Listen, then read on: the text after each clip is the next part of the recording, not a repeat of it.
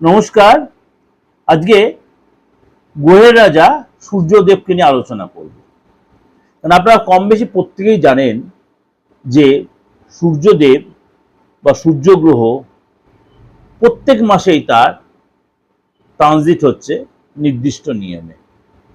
মানে এক মাস অন্তর অন্তর, অর্থাৎ প্রতি মাসে, যাকে বলে এক মাস অন্তর ভুল বলছি, ক্ষমা করবেন, প্রত্যেক মাসে সূর্যগ্রহ তার 14 তারিখ কখনো 15 তারিখ রাশির পরিবর্তন হচ্ছে, কখনো নক্ষত্র পরিবর্তন হচ্ছে। আজকে আমি রাশি পরিবর্তন নিয়ে আলোচনা করব। সূর্যগ্রহ এই মুহূর্তে বসে আছে মেষ রাশিতে, উচ্চ রাশিতে। সেখান থেকে সূর্যগ্রহ প্রবেশ করবে বৃষ রাশিতে। কেউ কেউ বলে বৃষ রাশি সূর্যগ্রহের নেগেটিভ ঘর। হ্যাঁ, কিছুটা নেগেটিভ, পুরোটা নয়। কিছু কিছু ক্ষেত্রে নেগেটিভ এফেক্ট দেয়। কারণ এই যে 12 রাশির ক্ষেত্রে সূর্যগ্রহের ট্রানজিট কিছু রাশির জন্য একটু পজিটিভ দেবে, কিছু রাশি কিন্তু সতর্কতা অবলম্বন করতে হবে, যেহেতু বৃষ রাশির ঘরে সূর্যদেব প্রবেশ করছে।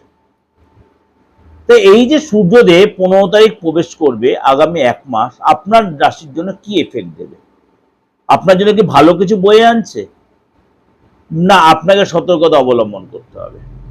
চলুন তাহলে সেটাই আলোচনা করব। সূর্যকে বলা হয় সৌরজগতের রাজা। জ্যোতিষশাস্ত্রে সূর্যের এই যে রাশি পরিবর্তন, প্রত্যেক রাশির ক্ষেত্রেই কিন্তু একটা পজিটিভ বা একটা এফেক্ট, পজিটিভ হোক বা কিছুটা হলো একটা মানে সামঞ্জস্য করে একটা এফেক্ট তৈরি হয়। তাহলে আরম্ভ করি। বৃশ্চিক রাশি। বৃশ্চিক রাশির এই ট্রানজিট আপনার জন্য কিন্তু যথেষ্ট লাভদায়ক।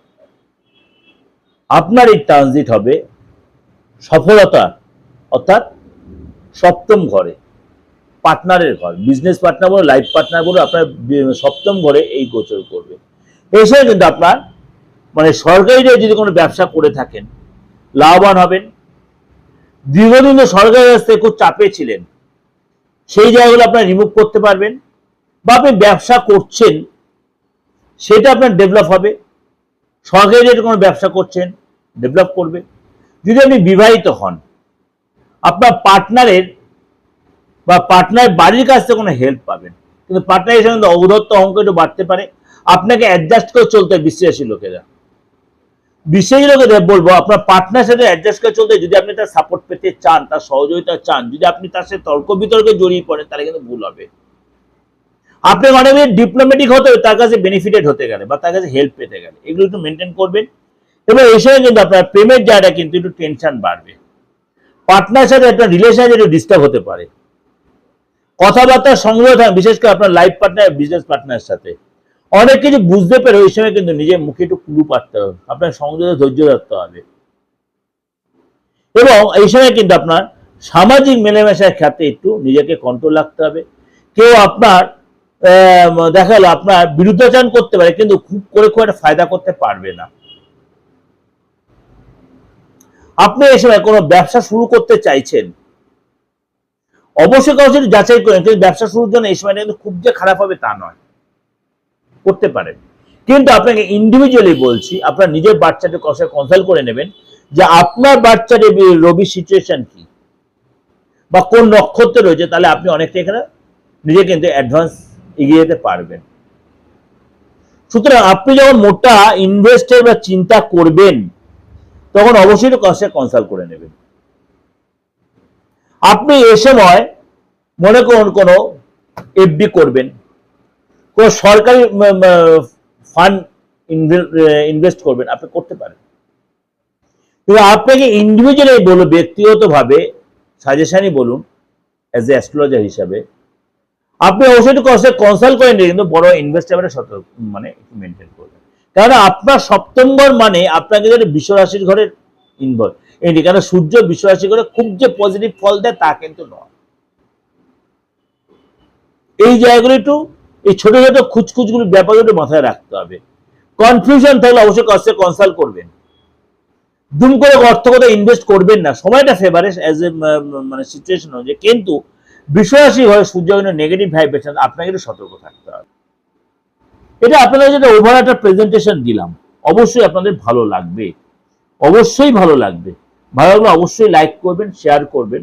আর একটাই কথা, যারা আমাকে অনলাইন প্রেডিকশন নিচ্ছেন তাদেরকে বলি, কোনো কনফিউশন দরকার, যেটা মিডিয়াতে আমি সবসময় বলছি, আপনাদের যথেষ্ট আমি সময় দিচ্ছি বা দেব, কিন্তু যখন দেখছেন আমি প্রেডিকশন দিচ্ছি, আপনি হয়তো কন্টিনিউ আবার বা আমার ফোনটা এনগেজ রয়েছে, কন্টিনিউ ফোনটা যদি দয়া করে একটু অপেক্ষা করে কিছুক্ষণ পরে যদি ব্যাক করেন, আপনারা অনেকেই করেন কি না বুঝতে পেরে ফোনটা এনগেজ কন্টিনিউ রিপিটেডলি কল করে যাচ্ছেন। আমি তো কাউকে না কাউকে কল করছি বা কারোর সাথে কথা বলছি। সুতরাং এইটুকু আপনাকে একটু ধৈর্য রাখতে হবে, বা আপনাকে যে সময়টা দেওয়া হবে আপনার সাথে আলোচনা করে, সেই আলোচনার সময়টাই কিন্তু আপনাকে আমি দেবো, বা আমার সহকারী আপনাকে সেই সাপোর্টটা দেবে। সুতরাং আপনাদের কাছে এই সহযোগিতা একটু আমি আশা করি। সম্পূর্ণ আপনাদের প্রেডিকশন দিই এবং যতক্ষণ আমরা স্যাটিসফ্যাকশন সব প্রশ্নের উত্তর কিন্তু আমি দেওয়ার চেষ্টা করি। যারা আমার থেকে নিয়েছেন তারা কিন্তু নিজের মুখে বলে হ্যাঁ স্যাটিসফাই, ততক্ষণ আমি তাদের কিন্তু এন্টারটেনটা করি। আমি কটা মুষ্টিমেয় প্রশ্নের কিন্তু উত্তর দিই না, কি চেম্বারে, কি বাইরে, কি অনলাইনে। দ্বিতীয় কথা, যারা বলছেন আপনাকে তো দাদা সত্যি কথা বলতে তান্ত্রিক বলে মনেই হয় না, আপনি শার্ট প্যান্ট পরে বসে, আমার প্রয়োজন হয় না। আমার কাজ হচ্ছে আমার পরিচয়, আমার ফল হচ্ছে আমার পরিচয়। যারা আমাকে খুব কাছাকাছি ক্লোজ অবস্থায় দেখেছেন তারা জানেন আমি কিভাবে তন্ত্রের কাজগুলো তাদের কতটা নিজের মনে করে তুলে দেওয়ার চেষ্টা করি। তারা বারবার একই কথাই বলি, মানে তন্ত্র জিনিসটা ছেলে খেলা নয় যে সেজে গুজে বসে গেলাম, পেটে কিছু বিদ্যা রইলো না, আমার কিছু জানা নেই, লোকের কাছে ভাওতামি করে সেটা করা ঠিক নয়। আমি সেটা করতে পারি না বা পারবো না ভবিষ্যতে। ওর জন্য আমার দেখিয়ে বসানোর কোনো প্রয়োজন নেই, কোনো প্রয়োজন নেই। কারণ আপনাদের ছোট বড় সকলের আশীর্বাদে আমি দীর্ঘদিন এই 30 বছর ধরে আপনাদের যে সেবায় নিয়োজিত করতে পেরেছি নিজেকে এই তন্ত্রের মাধ্যমে। যারা আমাকে অনেক আগে থেকে চেনেন তারা জানেন যে আমি কতটাই নিজের মনে করে কাজগুলো করার চেষ্টা করি। আর যাদের বাকি রইল বাস্তুর কাজ, বাস্তুটা উইদাউট ডিমোলাইজড, ভালো করে ভাববেন, কোনো না ভেঙে না চুরে আপনি কিন্তু বাস্তু রেক্টিফিকেশন করতেই পারেন। বিশেষ করে যারা শহরতলিতে রয়েছেন বা এমন সিচুয়েশন আপনি ফ্ল্যাটটা কিনেছেন, আপনি সেই জায়গাটা ভাঙতে পারবেন, অবশ্যই ঠিক তাই। এতটাই আপনি সেই জায়গাটা প্রপার রেক্টিফিকেশন করতে পারবেন। কিছু কিছু লোকের প্রশ্ন থাকছে, দাদা নর্থ ইস্টে টয়লেট থাকলে, দাদা সাউথ ইস্টে জল থাকলে, দাদা সাউথ ওয়েস্টে গেট থাকলে।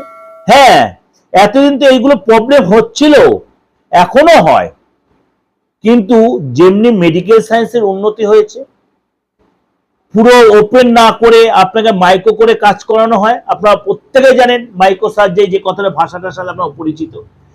এই অ্যাস্ট্রোইতেও কিন্তু না ভেঙে না চুরে না আপনার ডিস্টার্ব না করে আপনি কিন্তু আরামসে করতে পারেন, তাতেও কিন্তু আপনি তার রেক্টিফিকেশন ফুল ফায়দাটা পাবেন। আপনি যে কোনো জায়গা থেকে যে কোনো ধর্মের যে কোনো লোক, ধর্ম নিয়ে আমার কোনো প্রেজুডিস নেই, সবাই আমার কাছে সমান। আমি মনে করি রক্ত মাংসের শরীর, আমাদের প্রত্যেকের রং লাল, আমরা সবাই সমান। সুতরাং আপনি যদি মনে করেন আমাকে ভরসাযোগ্য লাগে, অবশ্যই আসতে পারেন, অবশ্যই যোগাযোগ করতে পারেন। এই যে একটাই আমার নাম্বার, অবশ্যই দুটো নাম্বার, 8910733325, 94339601। এবার একটা নাম্বার কেন বললাম, 891009টা হচ্ছে আমার হোয়াটসঅ্যাপও আছে, কলিংও আছে, ফোনপে এই নাম্বারটায়। সুতরাং আপনি অবশ্যই এই সুযোগটা আপনি কাজে লাগাতেই পারেন, দেশে বিদেশে যারা। আর যারা আমার থেকে প্রেডিকশন নিতে চাইছে, এখনো তো অনেকে বুঝতে পারছে না, প্রেডিকশনটা নিতে গেলে তো আমাকে ফিজটা দিয়ে প্রেডিকশন নিতে হবে। আমি উইদাউট ফিজে কাউকে প্রেডিকশন দিই না, একদম মিডিয়াতে বলেই দিচ্ছি, কোনো চুপি চাপি না, আমি কোনো স্টেট ফরওয়ার্ড কথাবার্তা বলি। প্রেডিকশন যদি তখন তাই দিই, স্টেট ফরওয়ার্ড কথা কোনো ধানাই ফানাই করি না। ভালো থাকবেন, অবশ্যই যে কোনো প্রয়োজনে অ্যাস্ট্রোলজি বা তন্ত্র যে কোনো অবশ্যই নক করতে হবে। নমস্কার, ভালো থাকবেন।